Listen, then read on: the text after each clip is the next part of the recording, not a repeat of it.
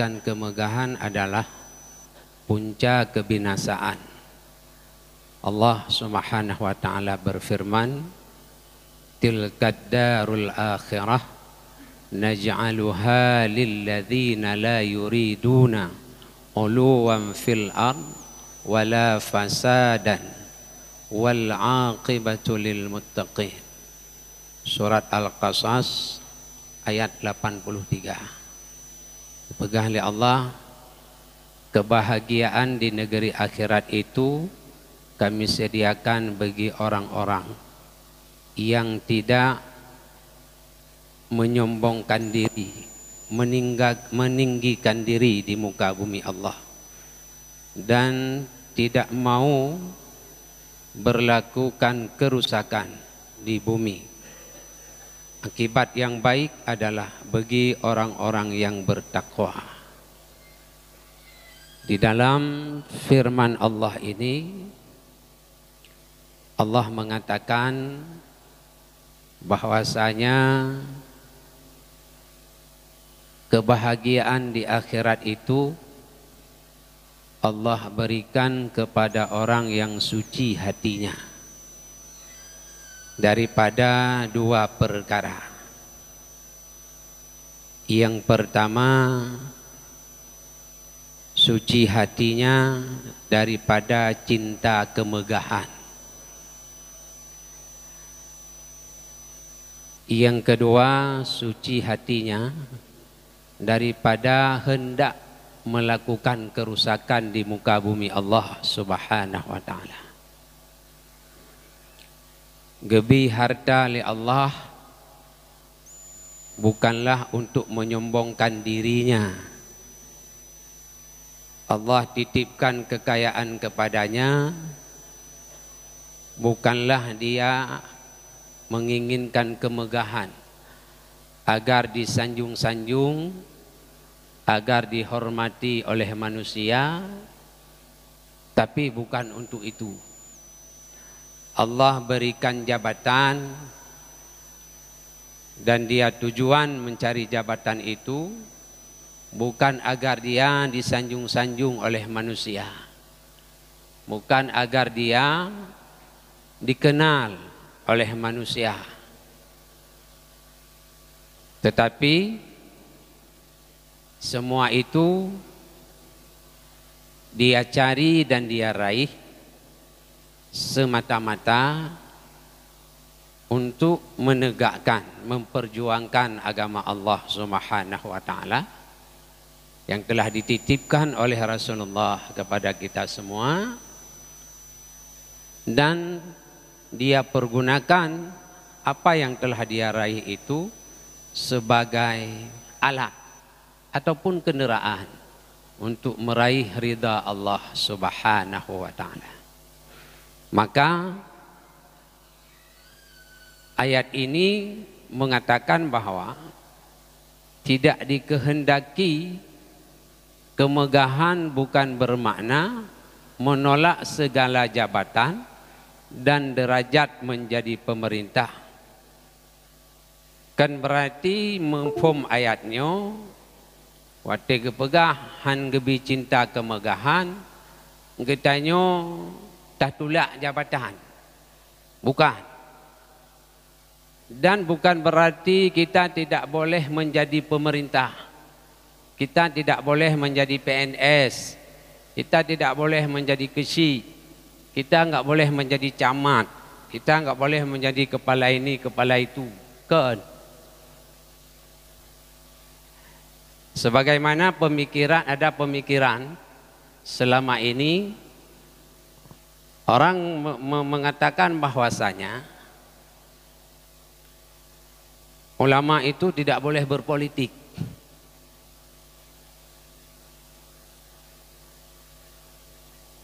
Setahu saya dan seingat saya, apa yang sudah saya pelajari, tidak terdapat ayat Quran, tidak ada hadis yang melarang ulama itu tidak boleh berpolitik. Yang dilarang di dalam agama adalah cinta akan kemegahan. Itu yang dilarang. Itu yang dilarang. Seandainya kita mau berfikir, orang mengatakan ulama tidak boleh berpolitik, Tunku tidak boleh berpolitik. Okey, nggak jadi masalah. Okey, sabar aja.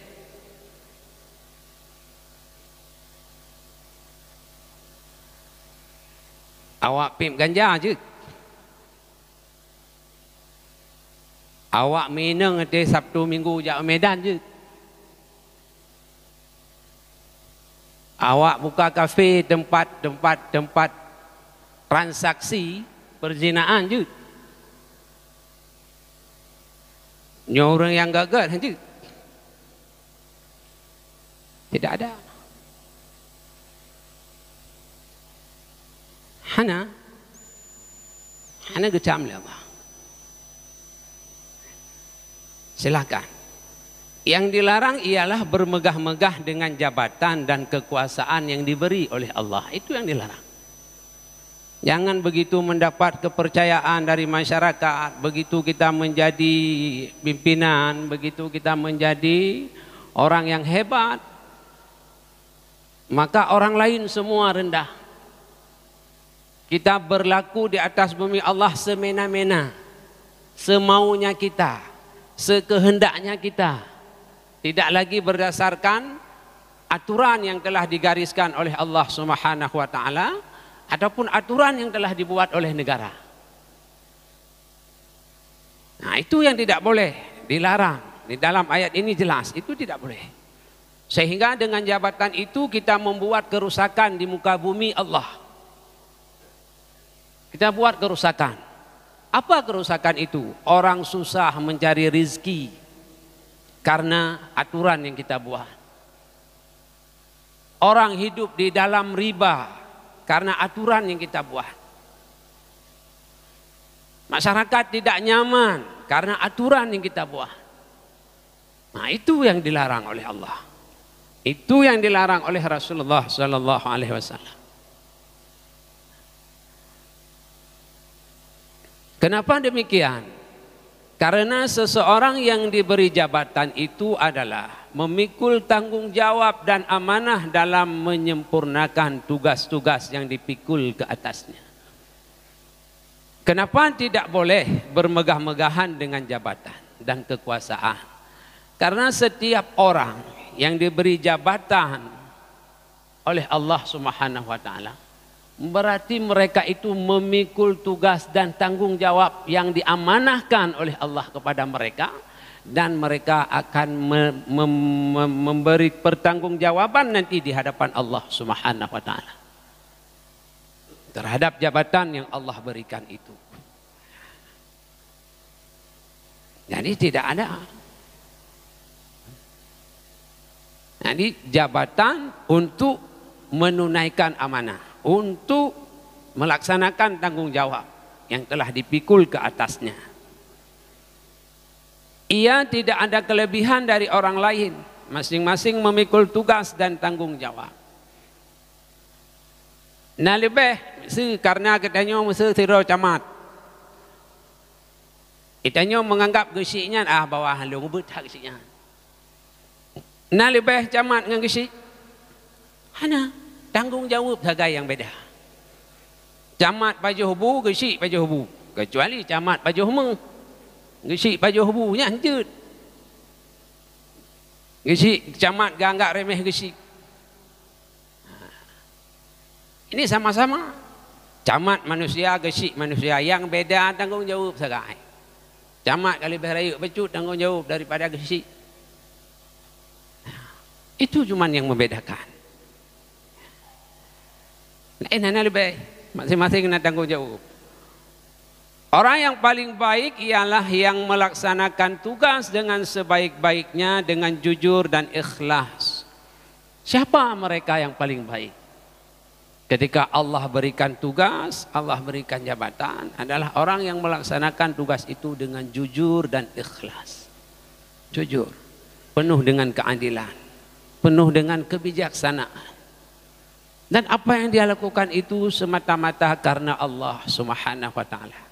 Karena dia takut nanti di hadapan Allah semua itu akan dipertanggungjawabkan. Kullukum ra'in wa kullukum mas'ulun ar-ra'iyati, kata Rasulullah. Semua pemimpin itu akan bertanggung jawab di hadapan Allah Subhanahu wa taala.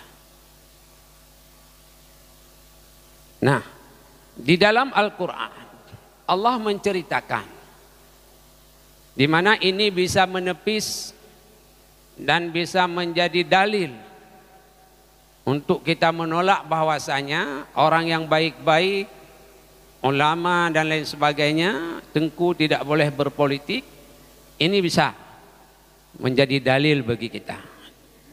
Di antaranya di dalam Al-Quran, Allah bercerita tentang Yusuf alaihi salam. Nabi Yusuf.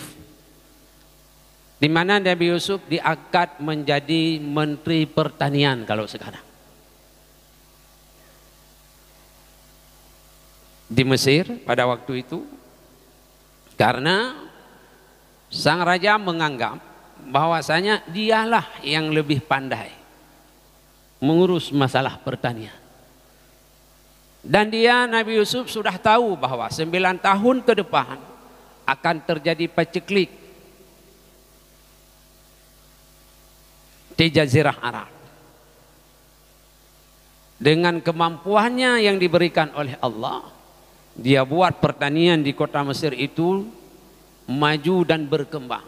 Hingga dia stoklah makanan-makanan untuk menghadapi paceklik yang lamanya 9 tahun. Ini Allah sebut dalam Al-Quran. Nah, ini bukti. Bisa duduk.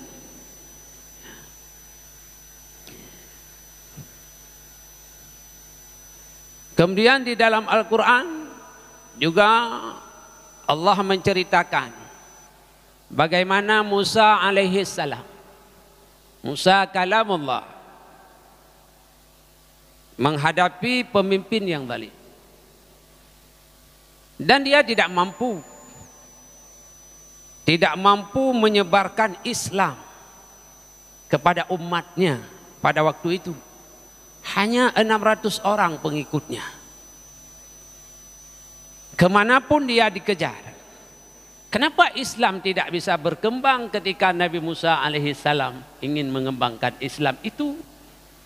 Karena politik di dalam kekuasaan Fir'aun laknatillah. Kekuasaan ada di tangan Fir'aun.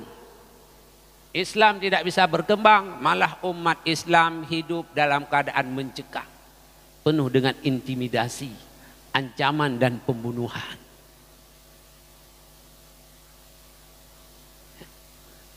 Tanya balik pengut dia buat kafir, Pak. Kasib. Seribu peretuh puluh put yang kau likut Al-Quran kagak peringatkan umat Islam. Bek tabah Quran tak cok buku awaknya. Sudah ada. Dan kita jangan ikut-ikut. Zaman ni balik senegronyo kena waceh. Dipegah bak orang awam, Tengku hajat ulama, hajat politik, jiluk bak orang awam. Oleh yang dipupuk Tengku dengan Tengku, apakah itu tidak jadi ibrah? Tidak bisa menjadi ilmu pengetahuan bagi kita sebagai generasi hari ini. Kibai pancu. Itu sudah ada. Dan di dalam Al-Quran Allah menceritakan semua rasul-rasulnya itu.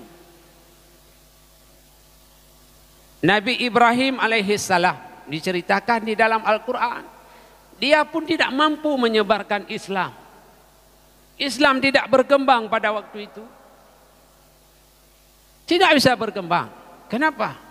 Karena kekuasaan di tangan Namrud. Bukan Nabi Ibrahim yang berkuasa. Bukan Nabi Ibrahim yang menjadi pemimpin. Bukan Nabi Ibrahim yang menjadi raja.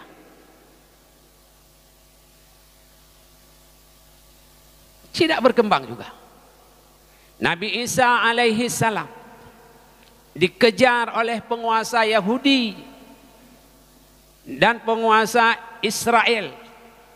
Nasrani dikejar. Padahal Yahudi dengan Nasrani tidak pernah mereka berkumpul, selalu bertengkar.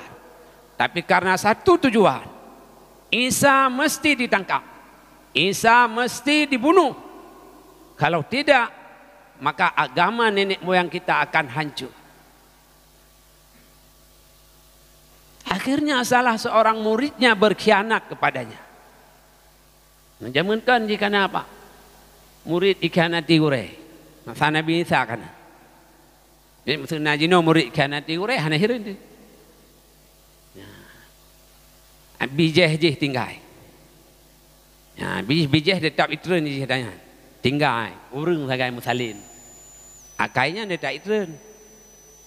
Nah, ini.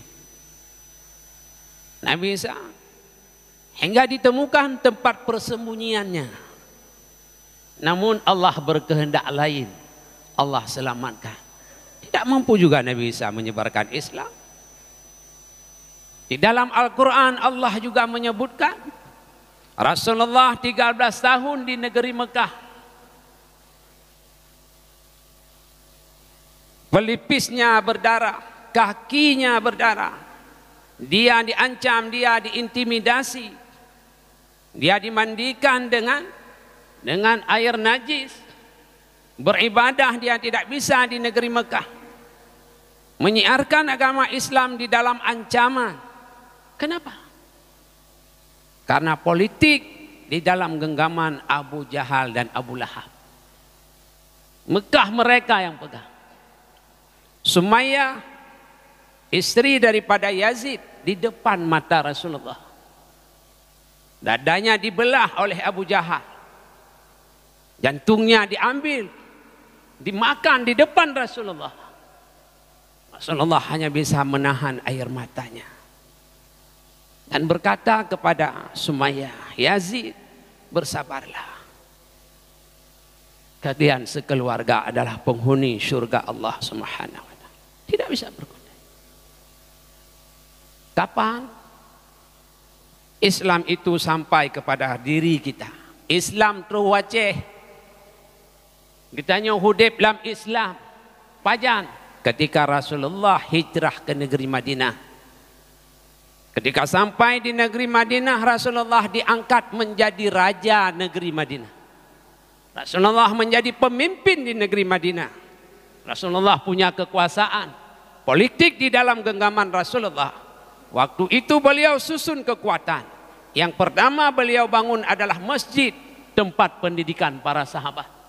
Di dalam masjid Rasulullah mengajarkan sahabatnya cara berdagang yang benar, cara berpolitik, bagaimana ekonomi yang benar di dalam Islam.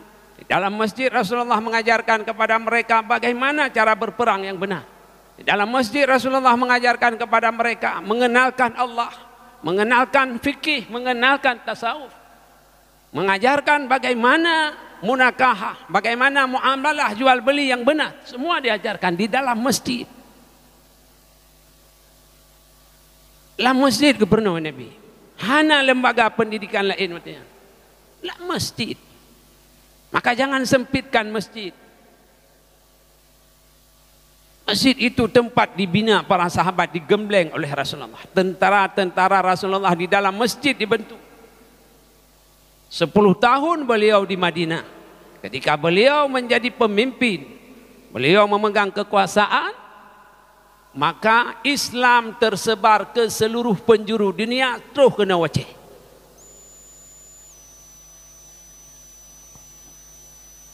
Maka awak kafenyo yang diupayakan. Jangan sagai politik jimat di orang Islam. Setelah kehancuran Spanyol, Turki Utsmani dihancurkan oleh mereka, maka dunia dipegang oleh mereka. Kenapa? Politik dikuasai oleh mereka. Maka hana gecam dalam agama. Yang han gebi cinta kepada kemegahan, cinta kepada jabatan, hingga tak puput puyang galak dengan jabatannya. Ini yang gecam. Ini patihan mak, terserah. Gemesapat masa ubena ulama di dunia gemesapat. Topu bina ulama sapat di Indonesia atau di Aceh kepegat 1000 boh fatwa. Atau 2000 boh fatwa kepegat. Fatwa. Tapi ngan saboh tanda tangan pemimpin 2000 fatwanya kada.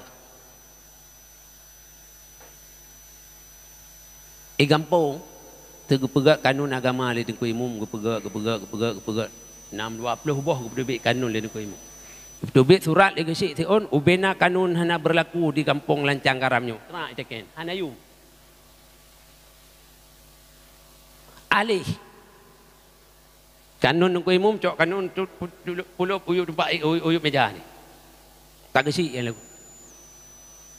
Pemimpin kekuasaan politik. Maka tidak ada, enggak ada larangan. Hanya larangan.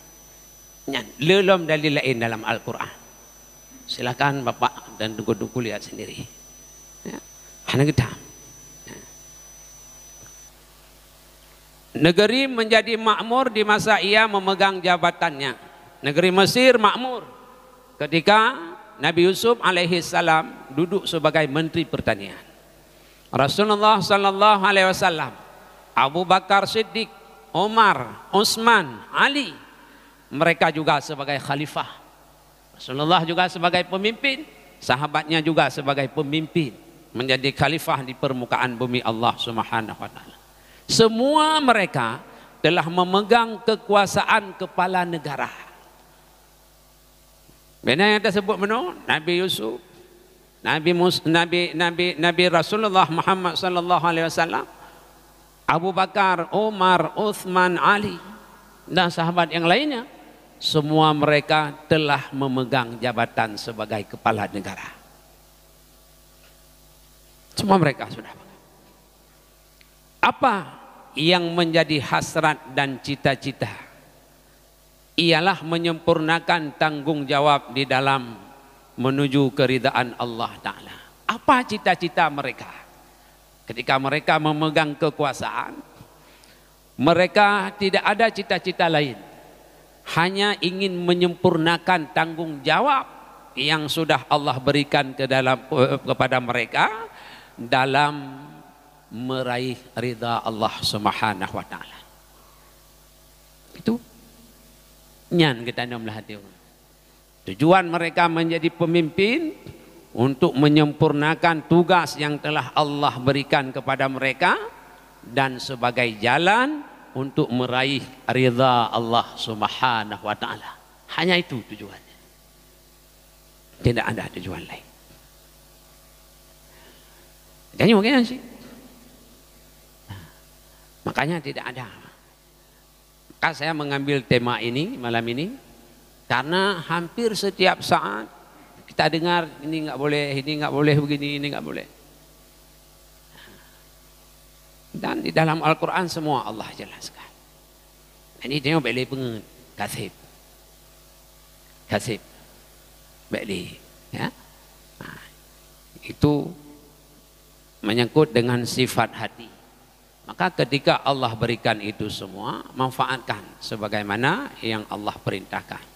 Dengan tetap mematuhi dan melaksanakan titah perintah Allah Ta'ala. Mereka tetap menjalankan perintah Allah. Mereka tetap tunduk dan patuh kepada Allah Subhanahu wa Ta'ala. Maka jangan sekali-kali kita sombong.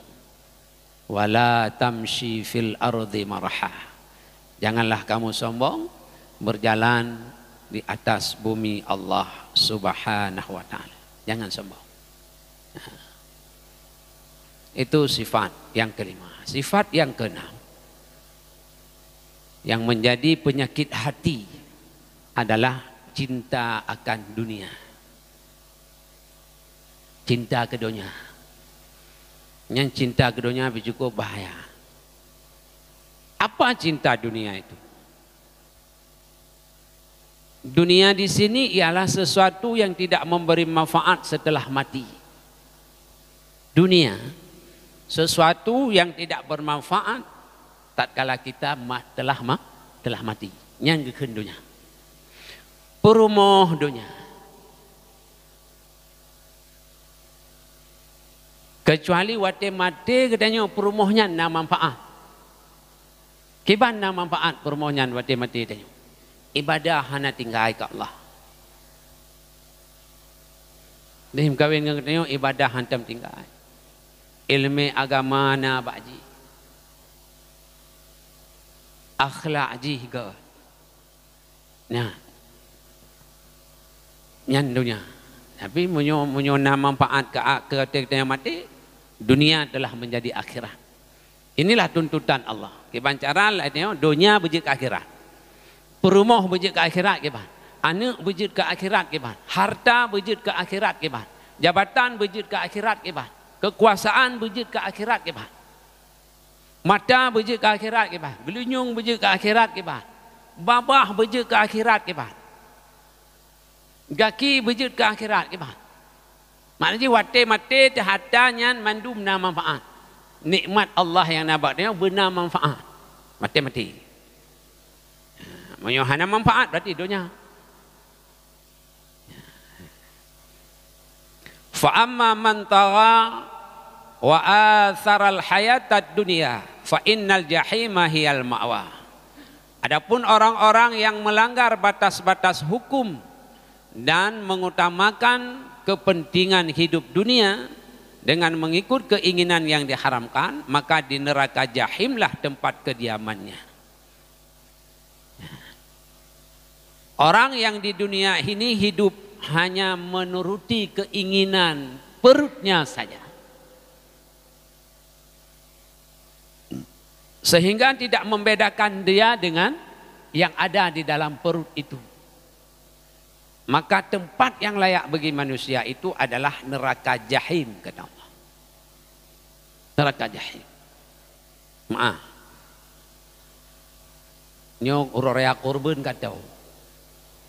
Kan? Nah kekayaan gebila Allah dia. Nah harta. Tapi ia dah mengkorban. Malah kadang-kadang negara baru leong kali 5 tahun kau likut kali hukum korban. Awal leong kalau orang lain mengkorban leong kali hukum korban. 5 tahun kau likut. Mau pijut lah. Dia mau pijut kalau mau tumbun. 5 tahun kau likut. Jadi seakan-akan korbannya kan tiga sekali. Padahal setiap tahun itu hukumnya sunat muakkad.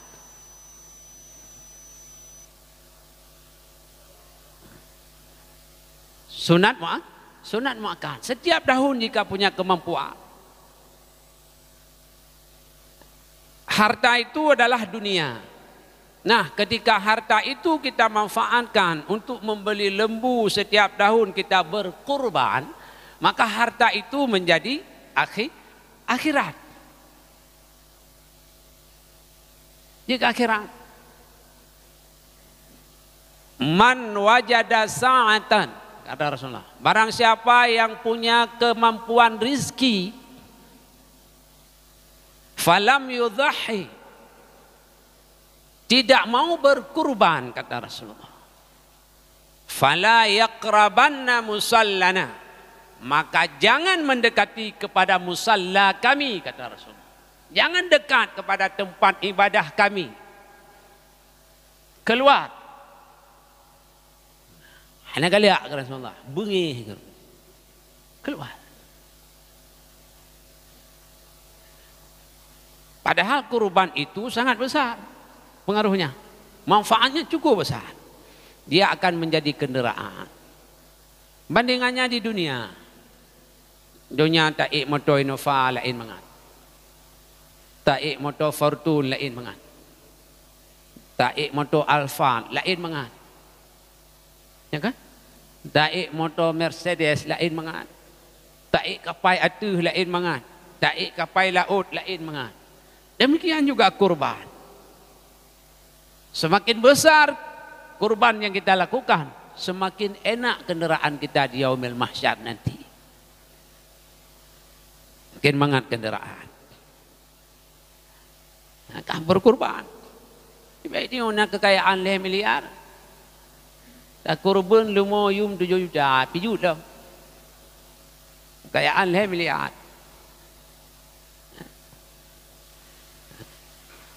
Karena itu yang tinggal. Yang lain gana.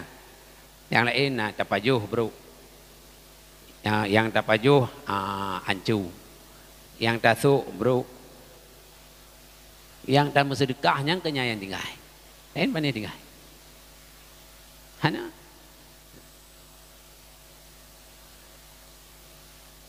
Adapun orang-orang yang takutkan kebesaran Tuhannya lalu menahan diri dari mengikutkan kehendak hawa nafsunya, maka di surgalah tempat menetapnya. Orang yang ia ke Allah sehingga mereka tidak menuruti nafsunya, keinginannya. Di dunia ini dia tahan. Yang dia pikirkan adalah akhiratnya, maka tempatnya adalah dalam surga Allah Subhanahu wa taala. Ini jangan salah. Baik tu dia fikir omanya. Hana payah harga li. Tak weweng bom sabah roti noi masjid. Nah, yang kan si du hana harga li weweng bom sabah noi masjid. Ani irmoh ko dia. Yang kan kenyan ke mukutu ino. Ad-dunya mazra'atul akhirah. Dunia adalah ladang akhirat. Dunia ini adalah ladang. Dunianya tanah belang. Kiban cara tamu boleh hasil. Hingga waktu tawa nang roh akhirat yang trip perjalanan hingga bersep bekah waktu tawa kedi. Jadi manfaatkan ladang itu. Tanah belangnya tak manfaatkan begot. Tak pula waktu musim nyonyo tak pula waktu musim nyonyo tak pula. Musim bulan puasanya tak pula bulan puasa. Bulan Muharram bulan Zulhijjahnya tak pula. Bulan Muharram pulen tak pula. Ya. Ini nak beli pula aja. Jadi setiap bulan punya hasil, setiap bulan punya hasil, bekal menuju akhirat. Manfaatkan tanah belang, dunianya tanah belang. Ladang. Nabi pegang ad-dunya mazra'atul akhirah. Dunianya ladang. Dan bertatupu hubbud dunia ra'su kulli khati'ah. Cinta dunia penghulu kejahatan. Cinta keduanya nyan panghule kejahatan. Nyo cinta kurang menyokat cinta keduanya nyan bu jehe lain lahi menu. Lahi menu. Ya. Maka berhati-hatilah. Berhati-hatilah. Hati-hati. Al-waktu kasaif. Waktu itu ibarat pedang. Sebelum kamu dilibas oleh pedang, maka dahuluilah dirimu. Ingat, kita semua akan kembali kepada Allah Subhanahu wa taala. Kehidupan dan kesenangan di dunia adalah sementara. Kehidupan dan kesenangan di akhirat adalah kekal. Wal akhiratu khairu wa abqa. Akhirat itu kekal abadan abadi selama-lamanya. Dunia hanya sementara. Siat paling trip 60 tahun. 60 le tahun dapegahkan normal. Paling trip nyan menyuhana jawai. Kadang umur 50 tahun ka jawai. Hana dunia semua sementara. Siat pak. Gagah gedanya kan uro pernikahan. Nyan kabih gagah ni. Kabih gagah, kabih lagak, uro ijab kabul. Ya. Long terima nikah pulang itu. Nyan kabih gagah, kabih lagak. Begitu long terima singa. Singa nyan imuka kamari jukuri. Ya. Singa laju imuka kamari ju. Kai tren ju pai badan. Kan siat kan? Sementara. Sementara. Tak pegak rumah lebih raya ini ada pegak. Oh hanya pegak rumah raya tunggu di dunia. Jud, asal baik lebih pegak rumah dengan masjid. Baik pegak rumah dengan masjid. Nyai hanya. Pegak rumah lebih raya jud, tapi beringat tu. Rumah yang tidak ada teman jika tidak kita persiapkan di dunia. Rumah yang tidak ada baju, lemari dan sebagainya jika tidak kita persiapkan di dunia. Apa? Kuburan. Jadi beringat ke rumah je, rumah akhirat. Daripada fikir ke rumah dunia. Di sementara, semua sementara. Semua sementara. Kita akan mati. Andu mati. Hana yang hebat. So yang kehebat. Semua mati. Oh dia hebat. Ustaz.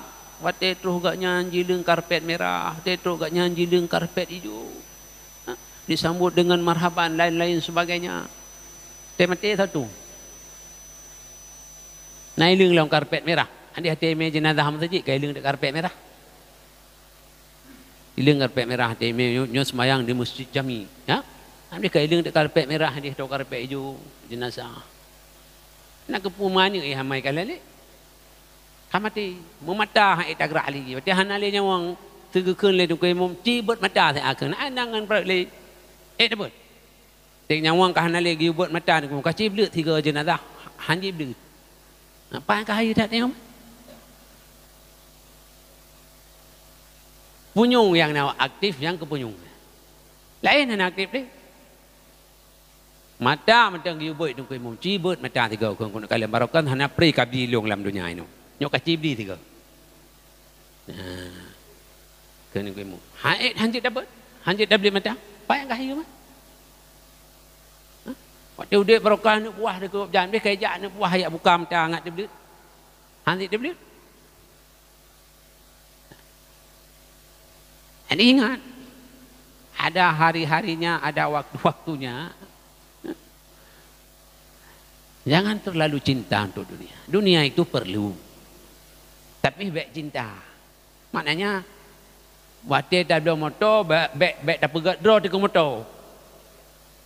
Kita beli mobil. Jangan jadikan diri kita menjadi mobil.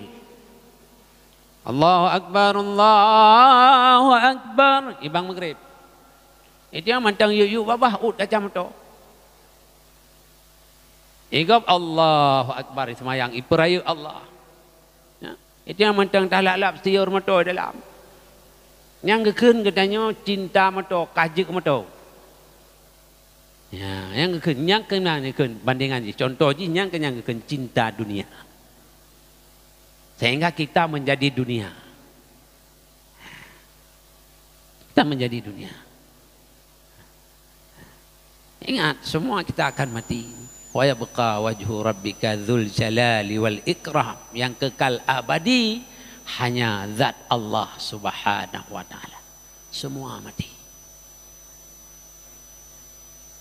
Tekabih mati mendum. Tak kiamat dunia kekeun Allah.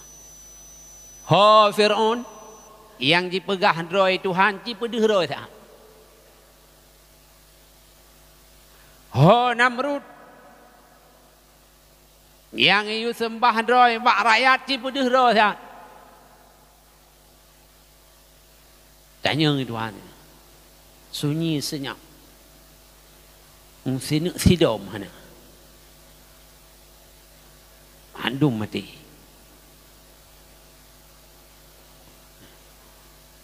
Jadi jangan jadikan diri kita di dunia ini adalah orang yang tidak akan mati-mati. Sehingga kita tidak mau melepas dunia. Lain kali ke pakai apa tu? Oh siji kai pelikut dunia, kai tinggai dunia. Kai tinggai. Mau tidak mau, maunya janji ke terus, dunia tetap payah tertinggai. Tinggalkan dunia, meninggai dunia, meninggal dunia, tertinggai. Maka selagi masih hidup, manfaatkan kereta. Kereta itu dunia untuk berjamaah ke masjid. Manfaatkan kereta itu untuk membagi daging atau lain makanan sedikit kepada anak yatim dan fakir miskin. Jangan manfaatkan kereta itu membawa wanita yang bukan mahram kita. Jangan manfaatkan kereta itu untuk mengejar orang-orang yang susah mencari rezeki. Jangan manfaatkan kereta itu untuk nongkrong di warung kopi, main game, main judi online dan lain sebagainya. Sehingga semua itu akan kita pertanggungjawabkan. Kemana harta ku berikan kamu bawa? Kemana kamu pakai ketika di dunia? Oh jam sekian ya Allah, long tubit dari pukul 8 bengah rumah, long jak kedai kopi, hana budak-budak pubuk ke kedai kopi, dah main game. Tiga naruh main judi online sit ya Allah. Oh long beli kereta kenan. Umur tuji entang aja. Hana ti bengah raya ya na tiga ya Allah. Ti bengah raya. Nyain nana. Gedanya yang tinggal. Ben kah dia. Kaji menyolam tuntunan agama lain met tasawuf, tak bedah buat kedai kopi giu baca istighfar leh gitu. Karena dosa anu lale giu baca istighfar leh gitu. Astaghfirullahalazim dia tak bedah. Di samping dah baca bismillah dan selawat. Nah, itu. Jadi oleh karena itu sesiapa yang lemah imannya akan terpikat dengan keindahannya lalu mencintainya, maka lupalah dia kepada Allah dan kepada akhirat yang semua orang kembali kepadanya. Orang yang lemah iman dia akan terpikat dengan keindahan dunia, tapi orang yang kuat imannya dia tidak akan terpikat dengan dunia, dia akan teringat selalu kepada Allah Subhanahu wa taala. Kuncinya agar kita tidak terpesona dengan kecantikan dan keindahan dunia, kuatkan iman kita. Bagaimana iman itu kuat? Ingat selalu dari mana asal kita, kemana kita akan pergi, dan di mana kita akan ditempatkan nanti. Ingat mati, ingat asal kita, ingat mati, ingat Allah Subhanahu wa taala. Insyaallah kita tidak akan terpikat dengan keindahan dan kecantikan dunia. Amin ya rabbal alamin.